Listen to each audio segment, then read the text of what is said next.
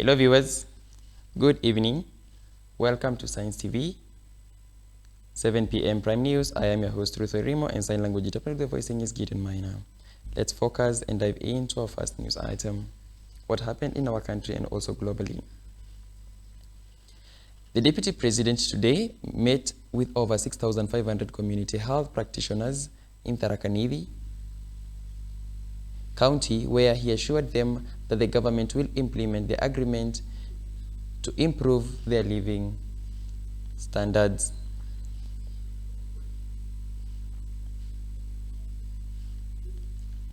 Speaking during the meeting at Irunduni, he commended the practitioners for their dedication and for playing a key role in ensuring that medical services reach every Kenyan citizen, particularly in rural areas.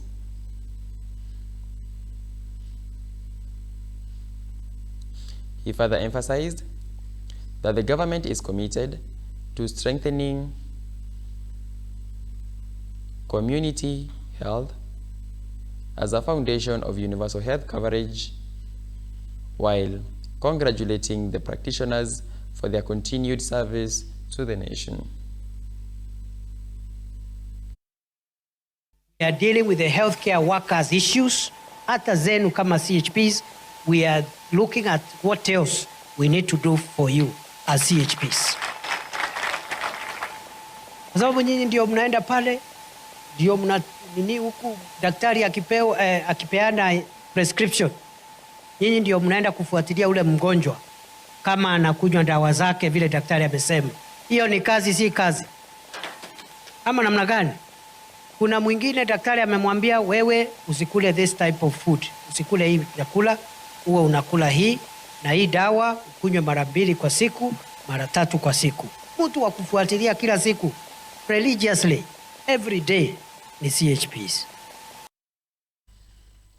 Turkana Governor Jeremiah Lomorukai was on Thursday put on spot by the National Assembly Committee on Public Account over the stalled county projects worth hundreds of millions of shillings.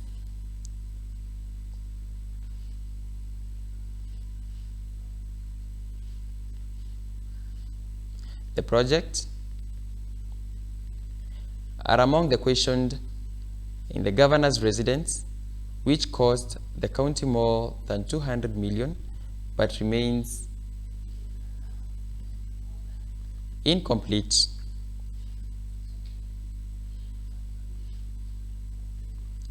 The lawmakers demanded answers on why such huge investment had failed to deliver results for the people of Turkana. The committee further pressed the governor to explain the status of other delayed projects, warning that taxpayers' money must be accounted for and urging the county leadership to prioritize completion before launching new developments. Who was built on it, yet 95 million. So it's a classical case where 120 million has been paid to something that does not exist. I believe if 120 million was paid to somebody and nothing was delivered, really, unless the money was paid in cash.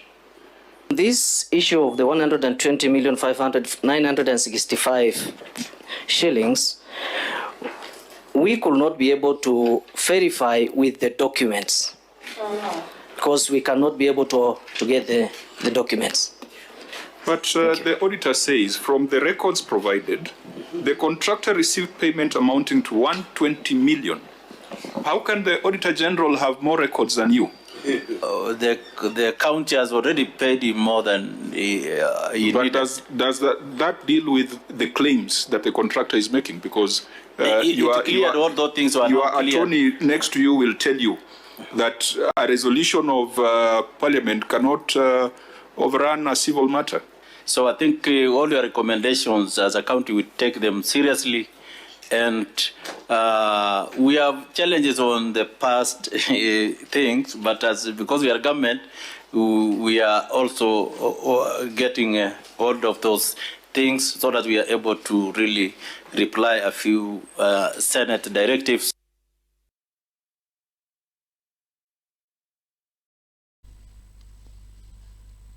The High Court has extended orders suspending the establishment of President William Ruto's anti-graft team until December 1st. Justice Chacha Mwita directed the Office of the Director of Public Prosecution, DPP, the Ethics and Anti-Corruption Commission, EACC,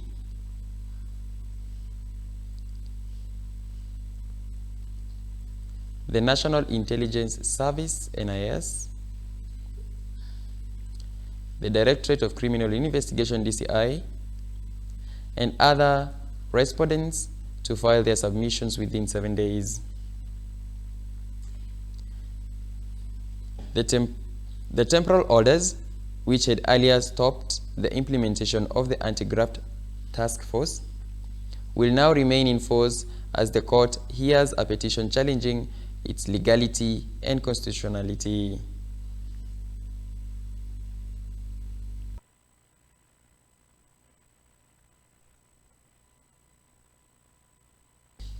Another news, security officers in Samburu County have today arrested a suspect believed to be the leader of an armed gang involved in a violent robbery in Maralal. The gang is alleged to have raided a shop,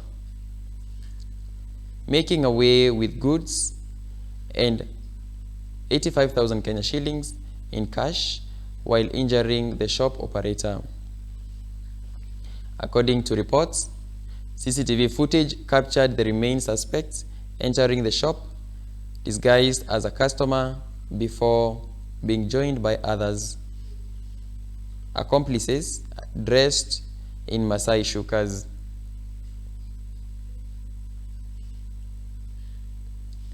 The robbers brandished an AK-47 rifle, threatened staff, and shot a woman who attempted to intervene, leaving her injured. The incident has sparked concerns among local business owners who have raised complaints about rising insecurity in the area and called on authorities to intensify efforts to protect them from such attacks.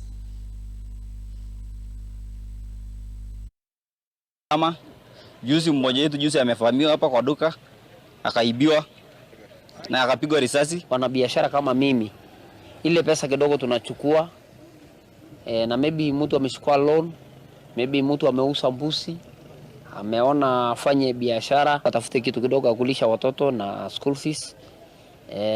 Ni hatari sana kama tunapigwa. Sisi kama wafanyabiashara tuko na huzuni mingi ambayo kwamba tuko na lack of insecurity. Kwa sababu saa hizi tunafunga biashara mapema, saa 12 tunafunga biashara, na biashara kama hii tumekwenda kuchukua loan ambayo kwamba tuweze kutafutia yani watoto wetu chakula. Tunahitaji usalama, na mimi natetea wafanyabiashara wale ambao kwamba wako katika mji wa Maralal wanahangaika sana, na tunaomba serikali ingie ndani yetu chalo. Tungependa tu serikali tuhakikishie usalama wetu na biashara zetu, kwa sababu watu wanachapo mchana sana hapa tauni. Yesterday we apprehended one Christopher York from Matkele, who is a second-year student studying education at Maralal Teachers Training College, with the key suspect who have been involved in a robbery with violence that took place at within Maralal town, then a shop called the Miruki Mat. All the best to ensure that they are safe. Also, I wish to appeal to members of the public, especially those who own businesses, to encourage them to.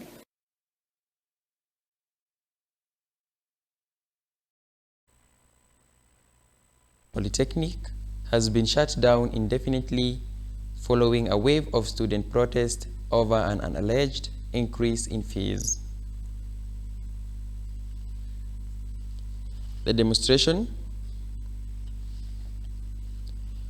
which turned disruptive, so students boycott classes and paralyze normal learning activities at the institution.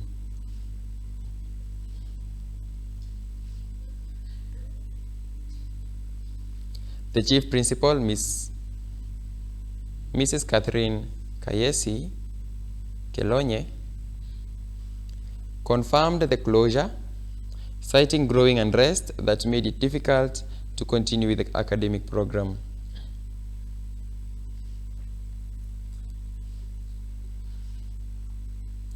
He said the decision was taken in the interest of safety for both students and staff. The protest erupted after claims of a fee hike, with students demanding clarity and reversal of the alleged increments. The administration has urged calm as discussion continues on how to resolve the standoff.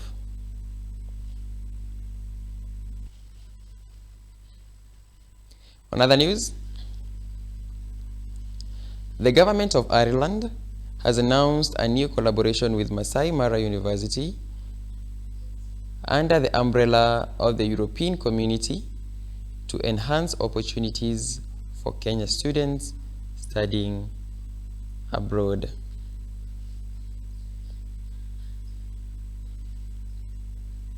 Speaking at the university, during the launch of a film concert, Ireland's ambassador to Kenya, Catriona Igoldsby, said the partnership will open doors for more Kenyan students to access quality education in Europe. The envoy added that the initiative will not only strengthen academic ties, but also promote cultural exchange. The ambassador further revealed that the Irish government will fund researchers and innovators from the institution, noting that investment in innovation and research is central to driving sustainable development and equipping students with global competitiveness. For students to go to Ireland. We have many students going to do undergraduate and postgraduate degrees in Ireland, and they're very welcome. And then at the embassy, through the Irish government, then we have a number of scholarships. We have the Government of Ireland scholarship scheme, and then we also have a Research Ireland scholarship scheme that's focused on more detailed research and innovation. Ambassador and the Deputy Head of Commission, they have promised that they are going to help us to get more collaboration from Europe so that we can have this student-staff exchange, have research collaboration. They gave us 2 research areas that are important for universities, and we are going to explore how we can apply and get research grant.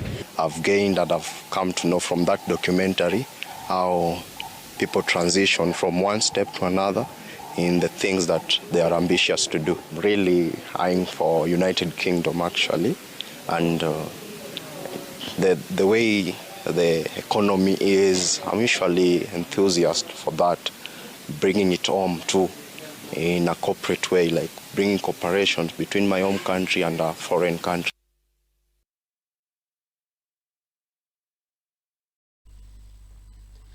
Now that sums up the news. Let's take a short commercial break. We'll be back with sports news.